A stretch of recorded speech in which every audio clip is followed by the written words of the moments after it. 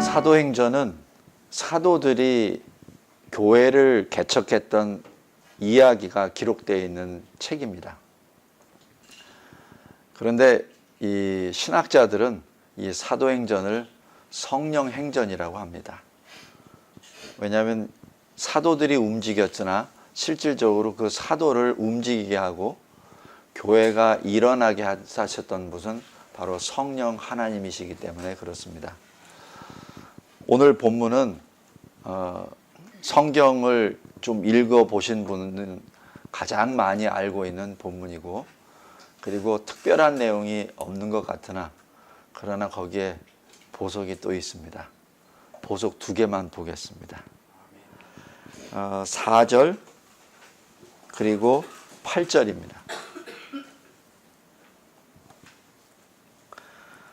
4절에 보면은 사도와 함께 모이사 그들에게 분부하여 이르시되 예루살렘을 떠나지 말고 내게서 들은 바 아버지께서 약속하신 것을 기다리라 라고 주님이 명령하십니다.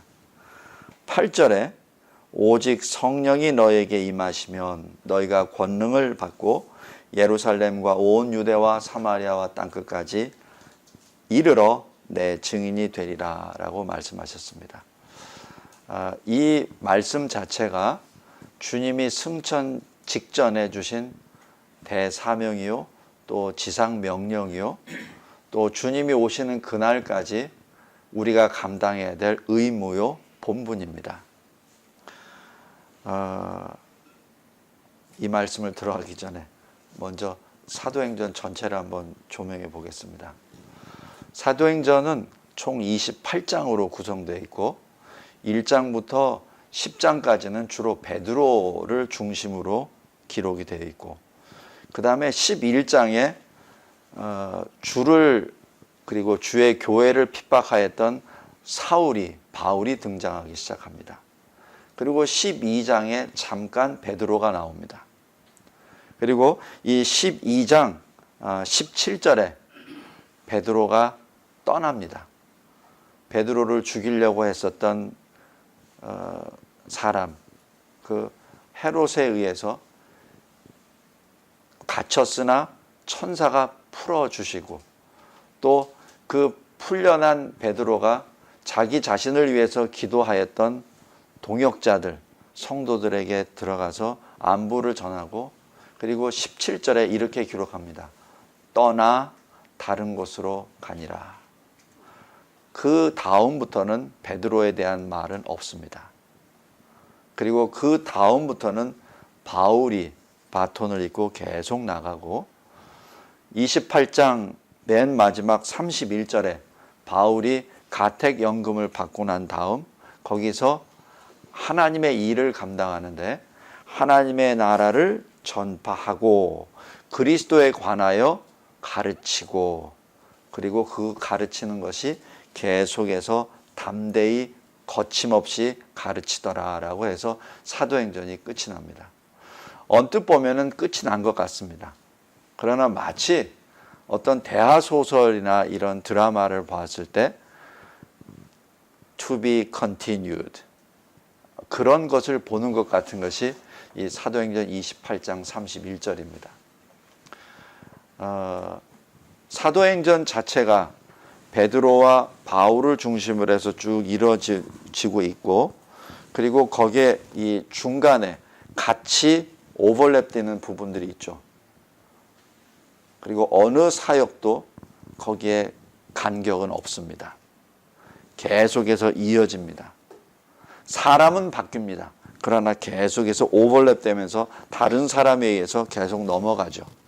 그리고 마지막 사도 바울이 마지막 하나님 나라를 선포하고 그리스도에 관하여 담대히 거침없이 가르침을 통해서 다음 바톤이 또한 이어집니다. 그 바톤을 받은 사람들이 바로 저와 여러분들입니다. 사도행전은 끝난 것이 아닙니다. 지금 계속 진행형입니다. 오늘 에바다 기도원, 서울 에바다 기도원 창립 2주년이 됐습니다.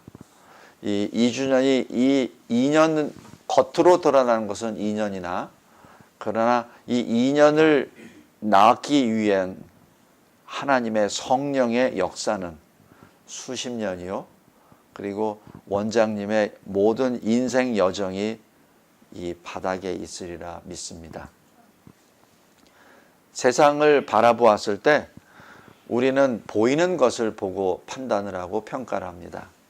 그러나 하나님은 보이는 것이 아니라 보이지 아니하는 우리의 마음을 보시죠. 그래서 가인과 아벨의 제물을 받으실 때 하나님께서 이렇게 말씀하십니다. 가인과 가인의 제물은 받지 아니하시고 아벨과 아벨의 제물은 받으시고 말씀하십니다. 우리에게 하나님이 귀중하시고 또 우리에게 모든 것이 되듯이 하나님은 우리에게 우리의 마음을 먼저 받으시고 그 다음 나타나는 것을 받으시죠. 겉으로 드러나는 것은 사도들의 행전이었습니다. 사도들의 행동이었고 사도들의 역사였습니다. 그러나 그 사도들을 보이지 아니하는 곳에 늘 성령이 역사하시고 성령의 열매를 맺으셨죠. 그 대하 드라마가 사도행전입니다. 또 이 사도행전은 모든 선교학자가 늘 이 사도행전을 기초로 해서 선교 전략을 세워 나아가는 가장 기초석이 됩니다. 선교학을 공부하고 선교학을 하는 사람 중에 사도행전을 빼놓고 하는 사람은 없습니다. 그만큼 이 사도행전은 선교의 가장 첫 출발점이기도 합니다. 자, 여기서 먼저 4절을 보겠습니다.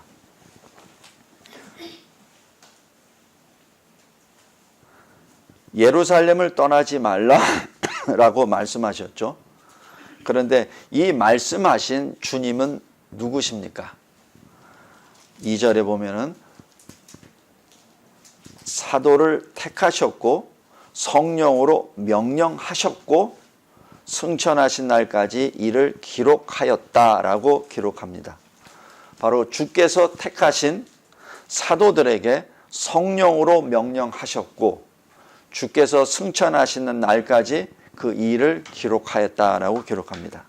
3절에 보면은 그가 고난받으신 후에 또한 그들에게 확실한 많은 증거로 친히 살아계심을 나타내사 40일 동안 그들에게 보이셨고 하나님의 나라의 일을 말씀하셨다라고 기록합니다.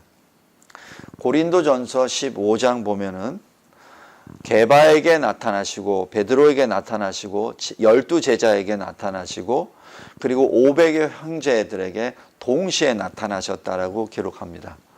예수께서 승천하시기 직전에 하신 일은 자신을 나타내시는 것이죠. 왜 나타나셨겠습니까?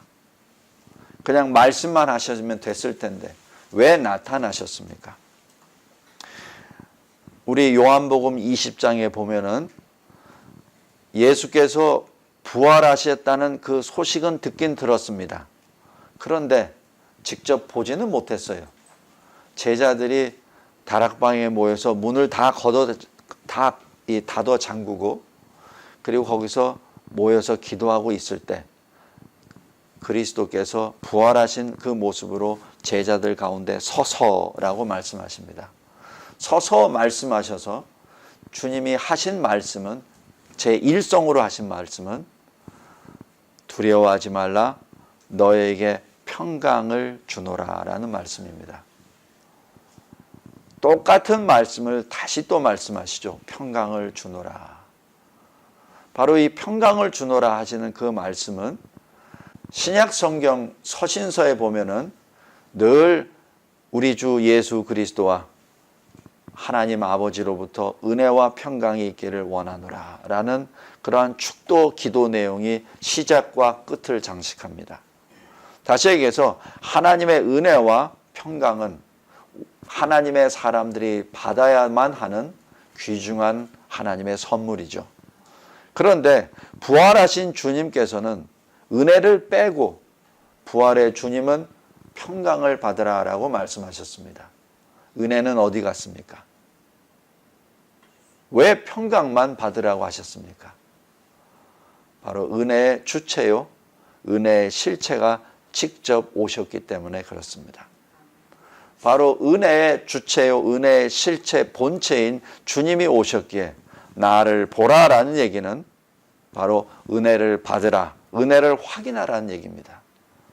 어떤 형이상학적인 추상적인 개념이 아니라 바로 실존하는 은혜의 본체가 직접 오셨고 그 본체가 자기 백성들에게 말씀합니다. 평강을 받으라. 평강이라고 하는 것은 승자에게만 존재합니다. 패자에게는 평강이 없습니다.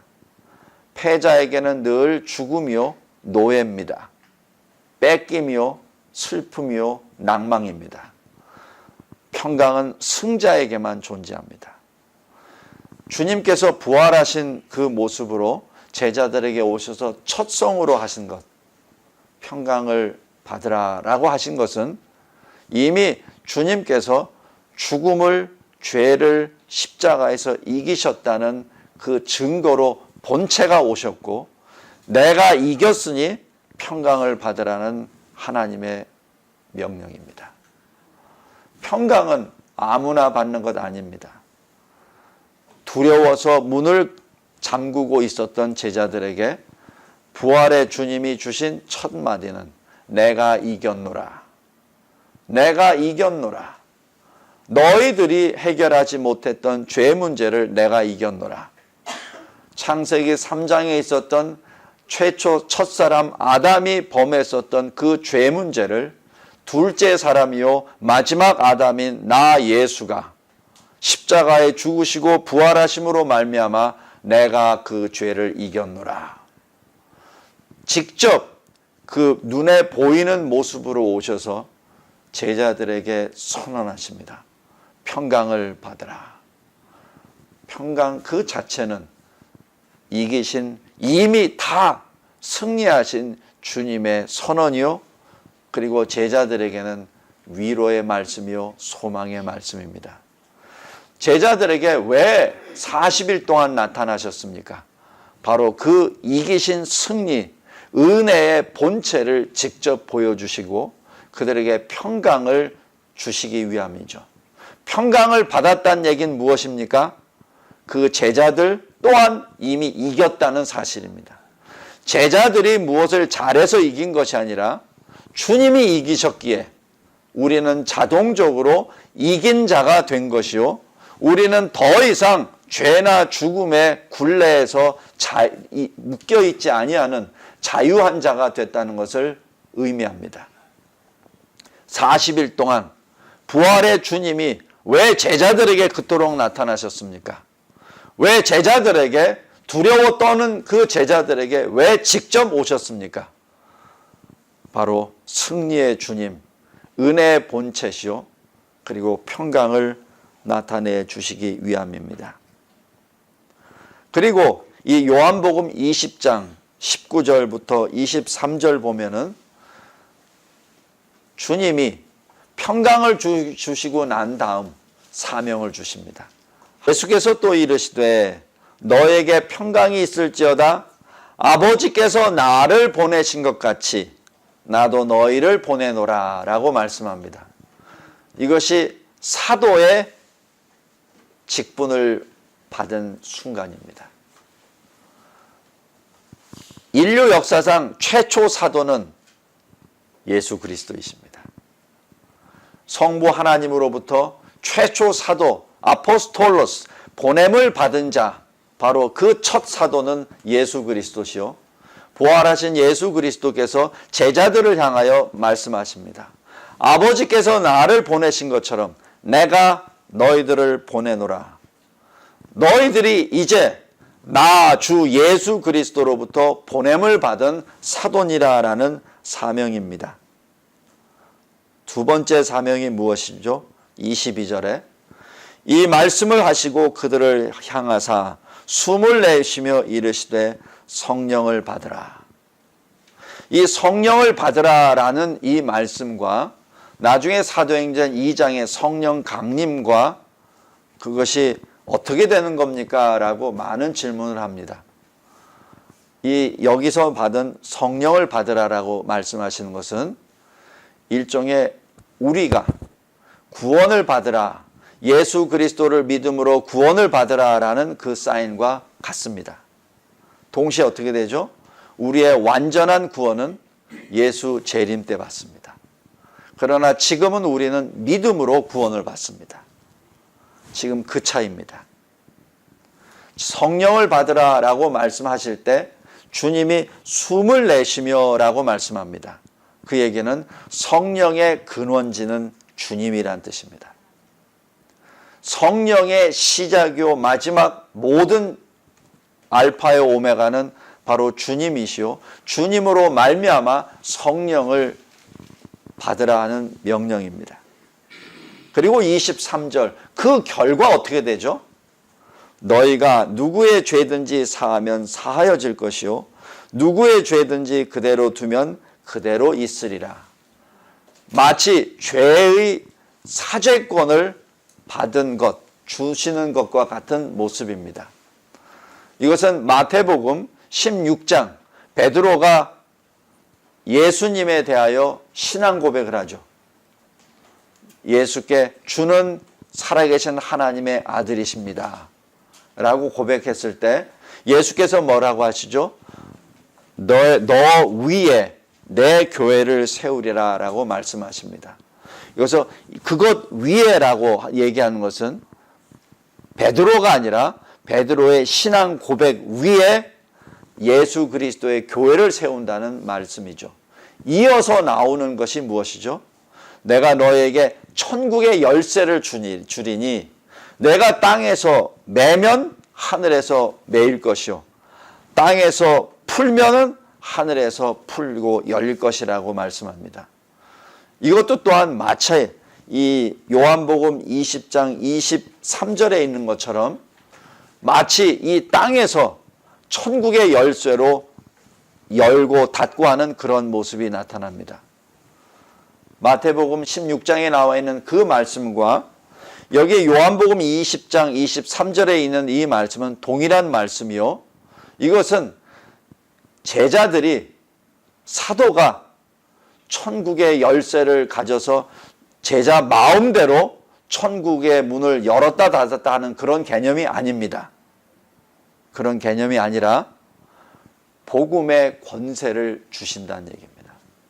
복음의 권세를 통해서 믿는 자는 천국의 문이 열릴 것이요 믿지 않는 자는 천국의 문이 닫힐 것이요 그 복음을 받는 자는 죄 사함을 받을 것이요 복음을 받지 못하는 자는 죄 사함을 받지 못한다는 그러한 사실입니다. 다시 얘기해서 죄를 사하고 또 천국의 문을 열고 하는 그것은 성령의 역사라는 얘기입니다. 오늘 여기 사도행전 1장 굉장히 중요한 말씀입니다. 아버지께서 약속하신 것을 기다리라. 그 얘기는 뭐죠? 이미 사도들은 제자들은 자기 자신들이 무엇을 해야 될지 잘 알고 있습니다. 그런데 지금 주님께서 승천하시기 직전에 하신 말씀은 빨리 나아가서 복음을 전하라는 그 말씀이 아닙니다. 빨리 나아가서 내가 승천하는 거 끝나자마자 너희들은 바로 보따리를 싸서 나아가서 교회를 개척하라는 그런 말씀이 아닙니다. 기다리라. 무엇을 기다리라는 말입니까? 성령입니다. 우리 에바다 지금 세워진 지 2년 됐습니다. 이 에바다를 세우신 분은 성령 하나님이십니다. 여기에 물론 원장님 이하 많은 동역자들이 함께 동역을 했고 눈에 보이는 이 아름다운 곳이 나왔고 이곳에 끊임없이 매일매일 기도의 불이 켜집니다. 그러나 눈에 보이는 것은 여기에 보이는 사람들이지만 실질적인 주체는 성령 하나님이십니다. 에바다를 세우신 분도 성령이시요 에바다를 지금 움직이시는 분도 성령 하나님이십니다.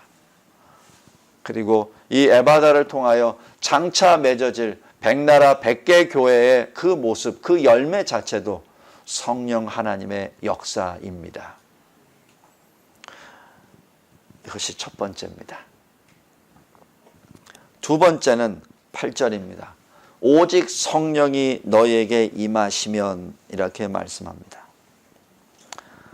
이 말씀은 마태복음 28장 19절의 말씀과 바로 일치가 됩니다. 너희가 권능을 받고라고 기록되어 있습니다. 그 권능을 받고 그 직전에 마태복음 18장에는 주님이 이렇게 말씀하십니다. 내가 아버지로부터 모든 세상을 다스리는 권세를 받았노라. 그리고 너희가 권능을 받으면 그 다음입니다. 권능을 받은 다음에 그 다음에 명령은 가라입니다. 그 다음에 모든 나라를 제자 삼으라. 그 다음에 세례를 주라. 그 다음에 내가 너희에게 분부한 것을 가르치라, 지키게 하라. 마지막으로 내가 너희와 끝날까지 함께 하리라. 그 말씀 자체는 지금 여기 8절에 오직 성령이 너에게 임하시면, 권능이 너에게 임하면 바로 똑같은 말씀입니다. 그 말씀 자체를 성령의 표현으로 지금 하신 것뿐이죠. 그래서 오직 성령이 너에게 임하시면 그때 너희가 권능을 받게 되고, 그 다음에 나아가는 것이 예루살렘, 온 유다, 사마리아 땅끝까지입니다.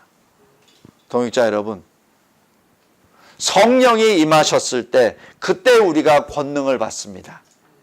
만약에 성령을 받지 아니하고 만약에 예루살렘으로 온 유대와 땅끝까지 만약에 가게 된다면은 눈에 보이는 어떤 형태상으로는 설립을 할 수 있으나 그것은 실질적으로는 비즈니스입니다. 예수 그리스도의 거룩하시고 신비한 그 몸을 세우는 사도와 하나님의 종들의 사역이 아니라 내 야망을, 내 계획을 실천해 나아가는 다국적 기업을 만들어내는 비즈니스입니다. 다릅니다.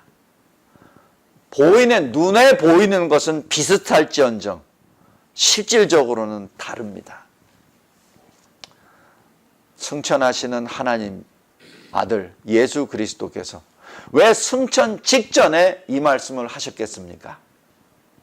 만약에 여러분이 지금 막 죽기 직전이라고 생각해 보십시오. 그냥 이 숨이 깔딱깔딱 넘어가는 그 순간, 그리고 저 앞에서 주님이 손을 벌리시고 여러분들을 지금 맞아들이기 위해서 환한 얼굴을 이렇게 보고 계실 때 그 모습을 보면서 여러분들이 마지막으로 여러분의 자녀들에게, 여러분의 임종을 지켜보고 있는 여러분의 자녀들에게 마지막 한마디 남긴다면 무엇을 남기겠습니까?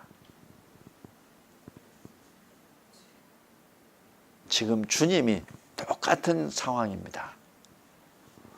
물론 주님이 우리와 같이 한계 있는 그러한 분은 아니시죠. 그러나 마지막으로 이 지상 사역을 다 마치시고 난 다음 마치시는 그 순간에 승천하시기 직전에 제자들에게 하시고 싶은 그 말씀, 진정으로 딱 한마디입니다. 오직 성령이 임하시면. 너희들 뜻대로 하지 말란 얘기입니다. 내가 너희와 같이 3년을 같이 먹고 자고 같이 생활했다. 너희들이 내가 하나님의 아들임을 이미 보았고 그 모든 표적과 이적을 다 보았다. 내가 준 그 하나님의 말씀을 다 듣고 다 아멘했다. 그리고 비록 내가 십자가에 못 박혀 죽었을 때 나를 버리고 나를 배반하고 나를 부인했지만은 내가 3일 만에 죽은 자 가운데서 부활하고 난 다음 40일 동안 내가 너희에게 다 내가 나의 부활의 모습을, 영광의 모습을 다 보여주었기에 이제는 너희는 다 영적으로 무장되었다. 그리고 내가 너희에게 내 호흡을 주면서 성령을 받으라라고 하였기에 너희들은 이미 성령도 받은 상태다. 그러나 내가 다시 한번 마지막으로 너희에게 말하노라. 오직 성령이 너희에게 임하시면 그때 너희는 권능을 받을 것이다. 그때 세상에 나아갈 수 있는 권세를 받는 것이다. 그때 능력을 받는 것이다. 너희들의 자신의 능력, 자신의 계획, 자신의 플랜을 가지고 나가지 말란 얘기입니다. 에바다. 입을 벌려라, 눈을 떠라, 마음을 열어라 하는 에바다. 성령의 역사입니다. 성령이 임하셨을 때 눈이 열립니다. 성령이 역사하셨을 때 나의 귀가 열리고 내 마음이 열립니다. 그때 우리 안에 계시는 성령이 나타나시죠. 그때 역사가 일어납니다. 그때 교회가 일어나고요. 그때 회개가 일어나고 그때 천지가 흔들립니다. 우리 동역자 여러분, 지금 이 시대는 종말의 때입니다. 종말은 이미 시작되었습니다. 예수 초림 때부터 종말입니다. 예수 재림 때까지 그 기간을 종말이라고 표현합니다. 그래서 이 영어로 표현했을 때는 이 자체를 복수로 표현합니다. 단수로 종말을 할 때는 예수 재림 그때를 단수로 말합니다. 우리가 종말의 때에 살고 있습니다. 초림과 재림 이 사이에 지금 우리가 살고 있죠. 종말의 징조가 무엇이죠? 혼합입니다. 여러 가지 사건들이 있습니다. 그러나 영적으로 가장 큰 사인은 혼합입니다. 지금 이 시대는 영적으로 너무 혼탁해 되어 있습니다. 이것저것 다 합쳐졌습니다. 저는 선교학 교수입니다. 선교학에 있을 때 이 선교의 방침이 뭔지 아세요? 주 방침은 예수께서 성육신하여 이 세상에 오셨듯이 선교사도 선교지로 선교지에 있는 현지인들의 모습으로 내려가라는 얘기입니다. 그들의 눈높이로 내려가라는 얘기죠. 그들이 입고 있는 옷, 그들이 먹는 양식 그대로 먹고 그대로 내려가라는 얘기입니다. 그것 없이 선교할 수 없다는 얘기죠. 맞습니다. 그런데 어디까지 또 양보하죠? 그들이 가지고 있는 종교, 신앙 체계까지도 다 이해해야 됩니다. 맞습니다. 이해하지 못하면 그들을 전도할 수 없죠. 그런데 어디까지 또 양보를 하냐면은 알았느냐? 그렇다면 그들을 포용하라. 이거는 아닙니다. 우리의 선교 방법은 포용이 아니라 복음을 통해서 그들이 가지고 있는 거짓 종교, 거짓 신들을 씻어내는 것이죠. 그것이 선교입니다. 그것이 교회를 세우는 겁니다. 왜 예수님께서 교회를 세우시기 전에 왜 제자들에게 왜 물어보십니까? 왜 제자들에게 물어보십니까? 세상이 나를 누구라고 하더냐라고 얘기하니까 세상이 세례 요한이 다시 살아났습니다. 또 어느 선지자가 나왔습니다라고 말합니다. 그때 예수님이 뭐라고 하시죠? 그래, 세상은 다 그렇게 얘기한다. 너희는 나를 누구라고 보느냐? 베드로가 대표로 아주 자랑스럽게 말하죠. 주는 살아계신 하나님의 아들이십니다. 왜 예수님께서 그 신앙 고백을 먼저 받으십니까? 왜 신앙 고백을 먼저 받은 다음에 교회를 세우신다고 그렇게 말씀하셨습니까? 만약에 그 신앙 고백이 없으면 그 온전히 과거 자기가 가지고 있는 자기 자체, 자기 에고를, 자기 플랜을, 자기가 믿고 있는 어떤 메시아를 가지고 만약에 그 위에 교회가 세워진다면 그것은 교회가 아닙니다. 주님께서는 먼저 정지 작업을 하신 것이죠. 정지 작업입니다. 선교도 마찬가지입니다. 먼저 기존에 있었던 잘못된 거짓 신앙과 종교를 씻어내야 합니다. 그 다음에 그 위에 세우는 것이 교회입니다. 그러나 이때는 너무나도 혼합되어서 그냥 양쪽으로 어느 선교사가 가서 어느 선교기관이 누구를 파송해서 교회가 그 교회의 색깔이 어떻게 됐든 상관없이 그 교회가 100개가 되었으면은 1000개가 되었으면은 할렐루야입니다. 그러고 나니 후진들이 그 현지를 방문했을 때 그 신학과 신앙은 짬뽕이 되어버리는 그 상태에서 어떻게 하란 말입니까?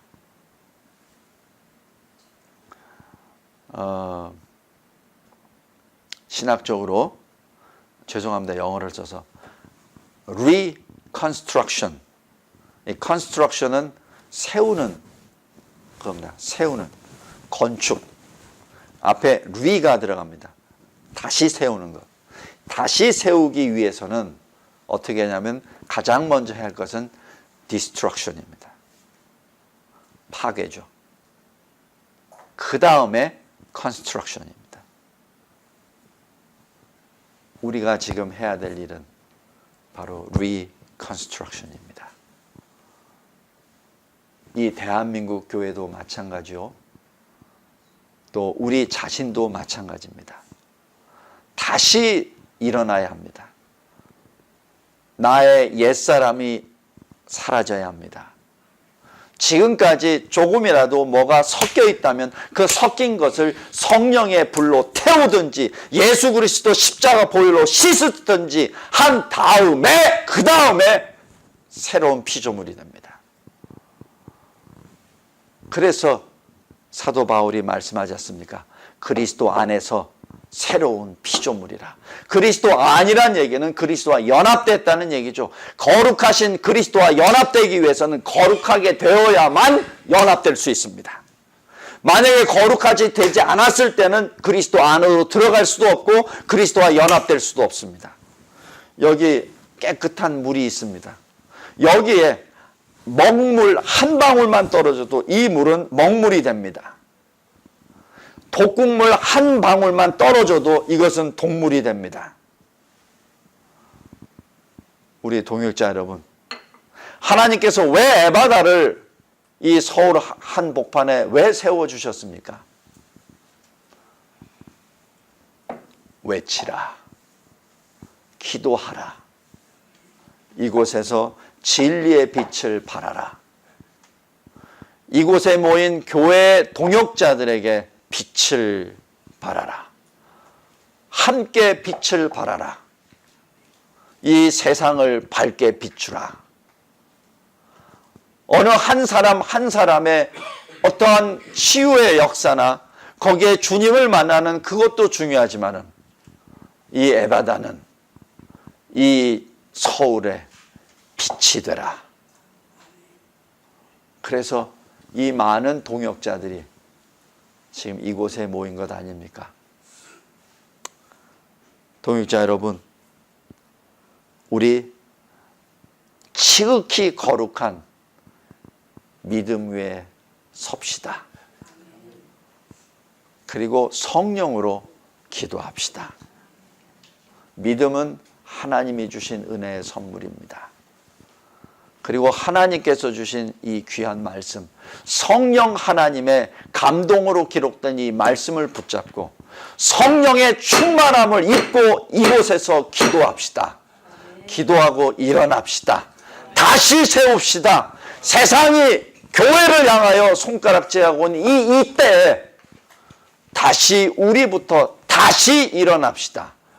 그래서 우리가 받은 영광의 빛, 의의 빛을 세상을 향하여 발합시다. 그랬을 때 백나라 백교회가 바로 일어날 것이요, 복음으로 무장된 교회가 일어날 것입니다. 사람이 보기에는 불가능할 것처럼 보이고 무모한 것처럼 보입니다. 오늘 여기 사도행전에 1장을 아주 멋있게 장식하였던 부활하신 주님이 그 영광의 모습으로 승천하시기 직전에 그 말씀을 주신 그 말씀을 받은 자가 누굽니까? 과거 어부 출신입니다. 과거 세리 출신입니다. 가방끈도 짧습니다. 배운 것도 별로 없습니다. 신분도 미천합니다. 가진 것도 없습니다. 오직 가진 것이 없으면 주님과 함께 그 밀밭을 통과하면서 안식일에 손을 비벼가면서 먹었겠습니까?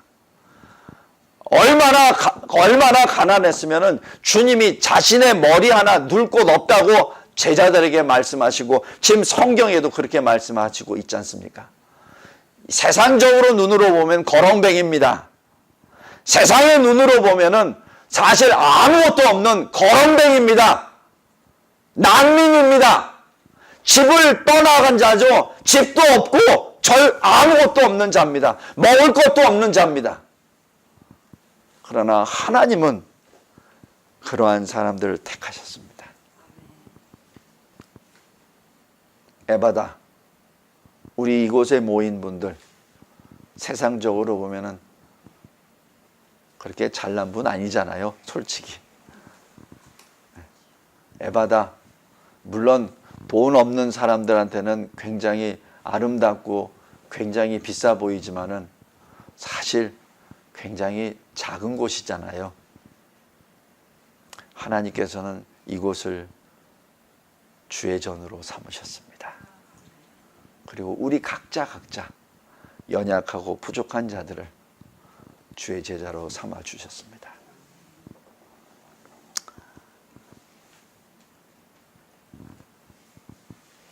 일어납시다.